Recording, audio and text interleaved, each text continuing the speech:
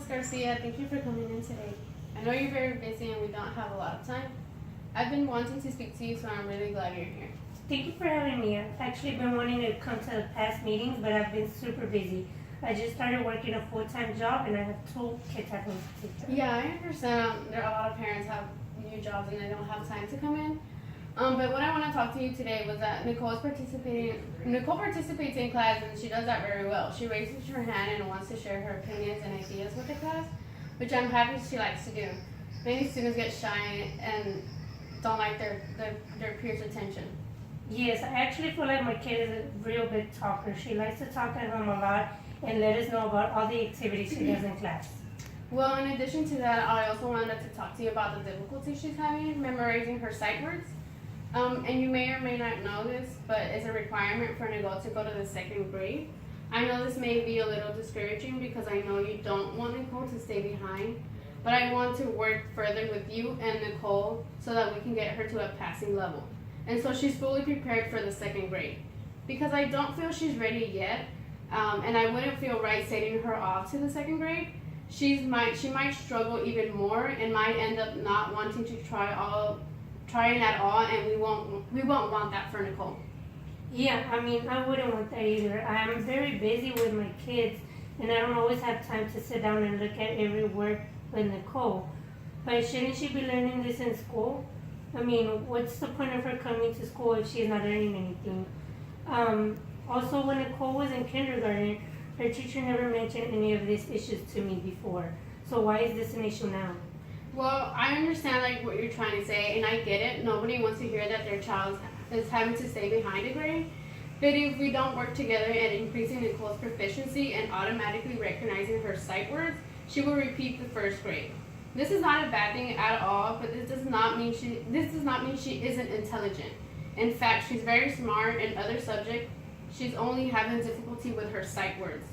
What the students learn in kindergarten is less complex and in-depth as to what we're learning here now. What we're trying to do now is getting them started on reading and memorizing certain words that are necessary for her to become a successful reader. What may have happened, and I don't want to blame anyone or make excuses, but she could have had this problem in kindergarten with her sight words, and they passed her anyways, and is having more trouble now that we're starting to read. Last year, did you ever see Nicole have problems with her reading or like memorizing her words? Actually, no, I didn't see any struggles back then, but I just figured since she was in school, she would just get better at reading. Yeah. Well, the good news is that we still have half of the year to go. If we start now and get more practice with her sight words, she will go through the next grade. All I want for Nicole and all of my students is that they become successful readers because reading is survival. Okay, so what else is there that we can do at home for Nicole? Well, I have several activities. In fact, I have 5 activities that you can do at home. One simple thing that you can do at home is called the Spot the Sight Word. I don't know if you've heard about it before, but you can use like magazines, old books, or newsletters and have Nicole find the sight word of the week. For example, if the sight word for the week is A or I or me, she will circle that sight word in the book or in the magazine. And then when she sees them in other books or other places, in other places, she will be able to recognize them. So this is something easy that you can do, and it doesn't take up too much time. Okay, that seems like an easy activity. And another activity that I have that you can do at home is called hopscotch through the sight words. And it's very easy. You can draw the hopscotch outside in the sidewalk. But instead of putting numbers, you can put letters or the sight words that I give you for that week. And then she has to jump to the sight word. And then you can also put like regular words instead of just sight words so that she can jump to the sight word and get to the end. If you know what I'm saying. Yes. Does that make sense? Mm-hmm. So I have another activity that you can do.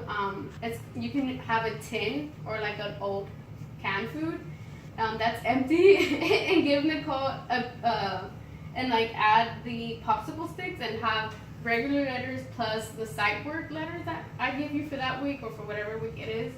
And then she would have to, you can give her like a piece of Play-Doh, and then like she can take out the popsicle stick and then whatever sight word is there, she can trace it with like a piece of toothpick or like a wooden pencil or something like that, and she can like practice how the word looks and how you say it and how you would be able to see it in a book and like Or regular reading. readings. Okay. Yeah. And then a fourth one is have a whiteboard with regular words plus the sight words placed at random. So all individually circled. So if you have like a Nerf gun or like a little gun that throws like the little Yes. little bullets or whatever, you can she can throw it at the sight words. And then you can also have like random words. So I can show you an example. So if we put R and through, and let's say me. So you would circle R because that's a sight word and me because that's a sight word. And you would have that on a whiteboard. And then she would have to hit me and hit R.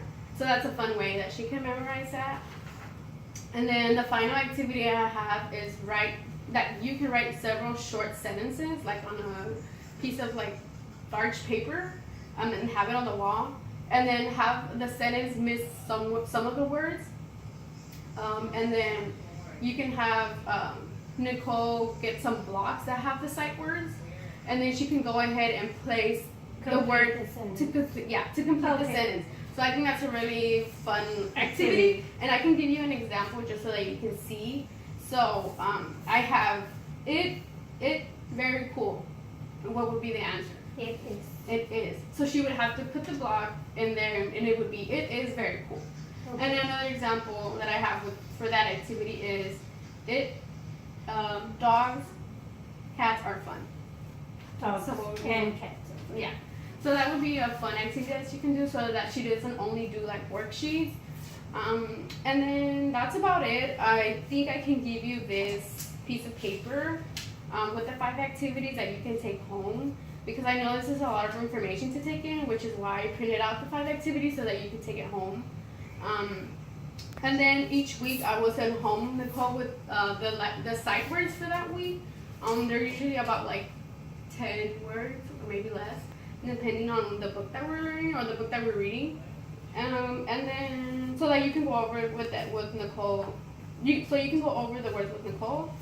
And then if you have any further questions, you can go ahead and call me or email me. I know you have my information. Or you can go ahead and text me since it's faster. I just want you to know that I'm here for you and Nicole, and then if you have any questions or any concerns, you can go ahead and call me. Yes, of course. You could also update me if she's making any progress, or if she's not, so we could try maybe different activities. Yeah, and I know also, like if you go on Pinterest, there's like a lot of activities that you can do. You can just Google like sight words activities, which is also very cool if you want to look for stuff at home. Yes. But that's pretty much it. Do you have any more questions? No, I think that's it. I'm glad you're helping me work with Nicole on this. Yeah, I understand. Thank you. Mm-hmm. Bye. Bye.